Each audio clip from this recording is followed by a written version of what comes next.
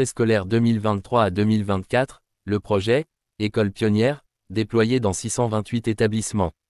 Les équipes pédagogiques engagées dans le modèle « École pionnière » mettront en œuvre 4 composantes clés, notamment un programme de remédiation massif visant à corriger les lacunes fondamentales des élèves en lecture et en calcul, en s'appuyant sur la méthode Teaching at the Right Level, TARL.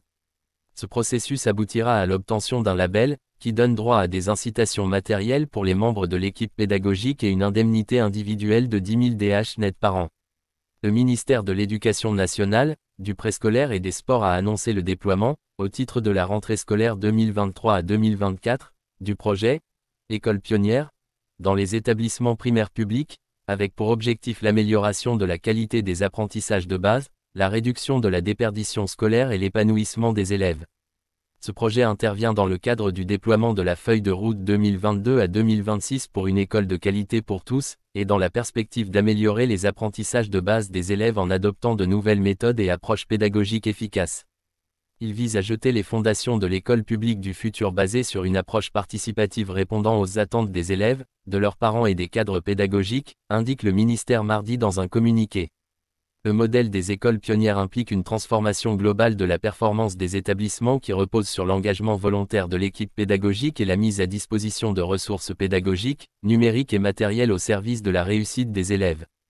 Un dispositif de formation certifiante et d'accompagnement de proximité est mis en place pour aider les enseignants à adopter des pratiques efficaces en classe dont l'impact est démontré par la recherche scientifique. Les améliorations des apprentissages des élèves seront mesurées et suivies de manière régulière à travers des évaluations objectives. Ainsi, le déploiement de ce projet s'effectuera, dans le cadre d'une phase de démarrage, au niveau de 628 écoles primaires publiques, dans les milieux urbains, semi-urbains et ruraux, avec un nombre de bénéficiaires à hauteur de 322 000 élèves, la participation volontaire et mobilisation de 10 700 enseignants, et en faisant appel à 158 inspecteurs pédagogiques pour encadrement et accompagnement dans la mise en œuvre. L'extension du projet à la majorité des établissements primaires publics se fera graduellement à raison de 2000 par an. Le modèle « École pionnière » a été conçu selon une approche multidimensionnelle couvrant les 3 axes de la feuille de route 2022 à 2026, à savoir l'élève, l'enseignant et l'école, souligne Téton. Les équipes pédagogiques engagées dans ce processus mettront en œuvre 4 composantes clés, à savoir, un programme de remédiation massif visant à corriger les lacunes fondamentales des élèves en lecture et en calcul.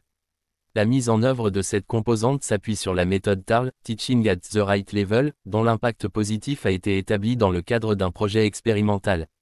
Tous les élèves pourront bénéficier de la remédiation de manière quotidienne et intensive durant le mois de septembre et de manière hebdomadaire tout au long de l'année au profit des élèves en difficulté. L'ambition est d'éradiquer à terme les grandes difficultés d'apprentissage qui concernent aujourd'hui plus de la moitié des apprenants. Il s'agit aussi de la mise en œuvre de méthodes d'enseignement efficaces en classe dont les effets positifs sur les apprentissages sont prouvés par la recherche scientifique. Ces méthodes sont fondées sur le principe de la progressivité des apprentissages. On ne passe à l'étape suivante de la leçon qu'après avoir vérifié la compréhension de l'ensemble des élèves, relève la même source. Cette approche dite préventive permet d'éviter l'accumulation de nouvelles lacunes. Pour mettre en œuvre ces méthodes, les enseignants bénéficieront de ressources et de supports pédagogiques qui faciliteront les activités d'enseignement, d'une formation complète, ainsi que d'un accompagnement régulier au sein des classes. De même, la 3e composante est relative à la spécialisation des enseignants dans les disciplines qui correspondent le mieux à leur domaine de formation et de compétences. La mise en œuvre du dispositif de spécialisation est optionnelle et relève du choix de l'équipe pédagogique en fonction des caractéristiques propres à chaque établissement. Enfin, il sera question de la gestion de l'établissement, notamment les conditions matérielles, état des classes et des sanitaires, la sécurité, l'hygiène, la qualité des équipements, la disponibilité du matériel didactique, la mise en œuvre du projet d'établissement, la relation avec les familles, etc.